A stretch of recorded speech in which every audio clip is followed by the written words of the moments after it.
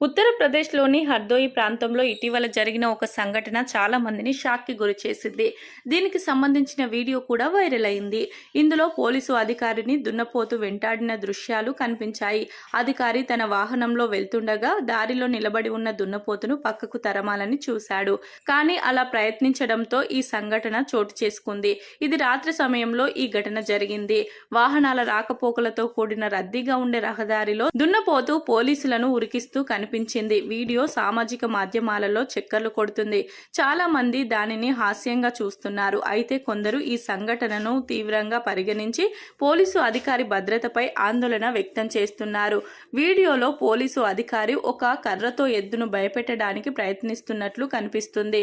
కానీ దున్నపోతు భయపడకుండా అధికారిపై దాడి చేయడానికి సిద్ధమైంది. క్షణాల్లోనే ఆ బుల్ అధికారిని వెంబడించడం మొదలుపెట్టింది. అధికారి దాని నుంచి తప్పించుకోవడానికి చాలా ప్రయత్నించాడు. చివరికి ఒక స్తంభం దగ్గర దాక్కున్నాడు. అయినా దున్నపోతు అతనిని వదలలేదు. స్తంభం చుట్టూ పదే పదే తిరుగుతూ అధికారిపై దాడి చేయడానికి తెగ ట్రై చేసింది. ఈ పోరాటాన్ని చూసిన కొంతమంది స్థానికులు సహాయానికి ముందుకు వచ్చారు.